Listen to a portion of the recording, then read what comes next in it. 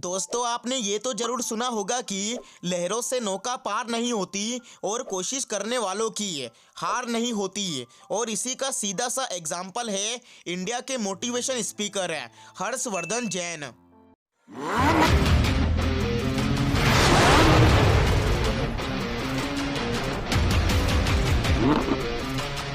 India के motivation speaker Harshvardhan Jain sir का जन्म 21 अप्रैल सन 1980 को जयपुर राजस्थान में एक मिडिल क्लास फैमिली में हुआ।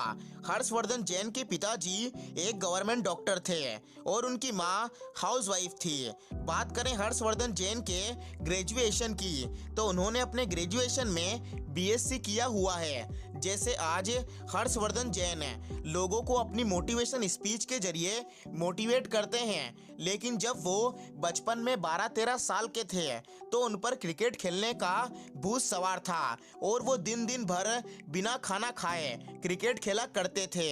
और उनके फैमिली वाले कभी कभी खाना भी उनको क्रिकेट मैदान पर पहुंचाते थे ताकि वो खाना खा सके, क्योंकि उन पर क्रिकेट का बहुत तगड़ा वाला भूत सवार था। और उनके परिवार वाले उनको इस काम के लिए कभी कभी पीटा भी करते थे, मगर उन्होंने क्रिकेट खेलना नहीं छोड़ा और अपने एरिया के वो सबसे बेस्ट क्रिकेटर थे।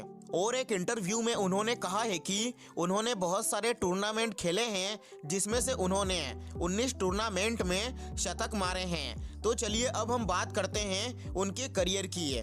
बीएससी के फर्स्ट ईयर में वो फेल हो गए, जिसके बाद उन्होंने दर्शन शास्त्र को चुना और आगे की पढ़ाई दर्शन शास्त्र में ख़त्म की।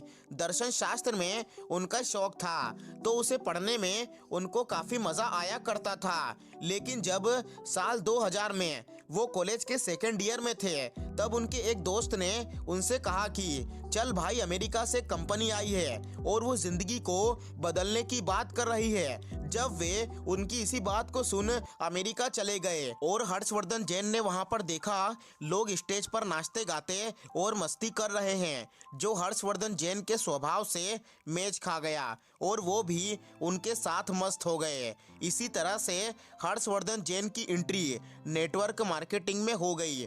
लेकिन नेटवर्क मार्केटिंग का सफ़र उनके लिए इतना आसान नहीं था। नेटवर्क मार्केटिंग में ज्वाइन होने के 2 महीने तक वो रिश्तेदार से ये कहते थे कि आओ आप भी जुड़ जाओ, आपकी ज़िंदगी बदल जाएगी, मगर उनके एक भी रिश्तेदार ने उनकी नहीं सुनी। फिर जिसके बाद उन्होंने नेटवर्क मार्केटिंग से रिलेटेड सारी इन्फॉर्मेशन ले ली। फिर वापस उन्होंने 2001 में नेटवर्क मार्केटिंग में दिल से मेहनत की और पीछे मुड़कर नहीं देखा और वो एमएलएम इंडस्ट्री के ही रह गए।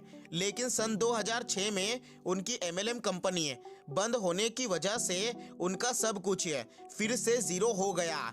फिर उसके बाद उन्होंने दूसरी नई एमएलएम कंपनी के साथ शुरुआत की और पहले से 2 गुना कमाई की। मगर सन 2011 में कुछ मनी सर्कुलेशन करने वाली एमएलएम कंपनी की वजह से सरकार ने सभी एमएलएम कंपनी को बंद कर दिया।